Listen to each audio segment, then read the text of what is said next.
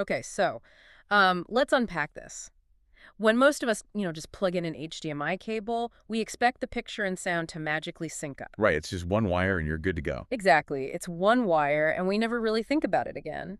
But if you step into a professional broadcast environment, you're suddenly staring at a $1,235 metal box just to pull those signals apart. Yeah, the sticker shock is definitely real for people outside the industry. It really is. So welcome to today's deep dive.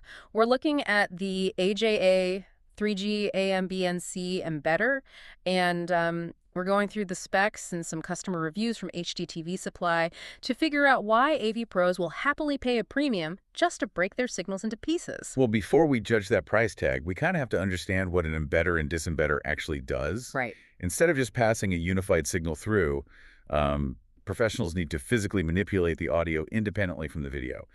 This specific AJA unit is a triple-rate 3G, HD, and SD-SDI unit. Okay, so a lot of acronyms, but it handles high-end video. Right, it supports resolutions up to 2048 by 1080p, and it handles 8-channel AES audio using this included BNC Breakout cable. Plus, you can set it up super easily with just a DIP switch or USB. Wait, so is embedding and disembedding sort of like baking chocolate chips into a cookie?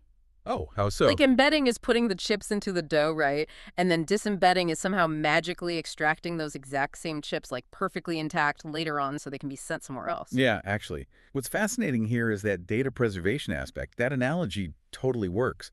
It takes advantage of the invisible gaps in a video feed to interleave that audio data. Without ruining the cookie, I mean, the video. Exactly. Yeah. And a really crucial spec here is that users can actually cascade two of these units together. Oh, wow. Cascade them. Yeah, so you can pass incoming ancillary data through and embed up to 16 channels of audio. It's really about ultimate scalable control for AV professionals. But, all that granular hardware control doesn't really mean much if the vendor ecosystem fails you.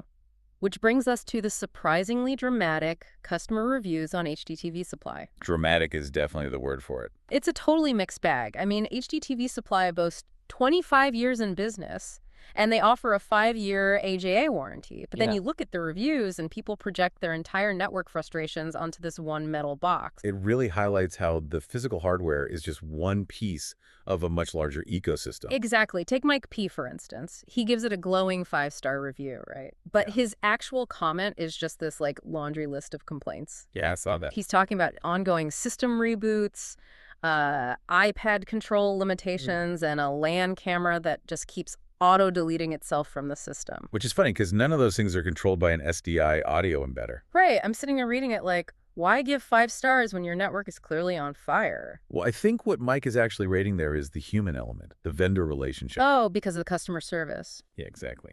HDTV Supply's support team actively replied to him and helped him out. In AV networking, systems almost never work flawlessly out of the box.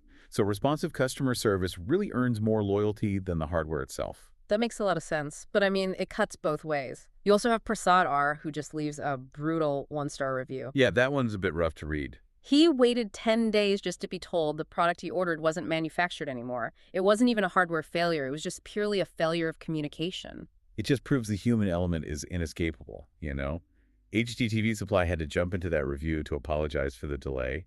When you're dealing with high-end, specialized tech, the ecosystem is just as critical as the internal circuitry. Absolutely. So for you listening, I think the big takeaway here is that whether you're buying a basic gadget or a $1,000 piece of AV gear, specs are only half the battle. Right. The relationship with a vendor is the safety net.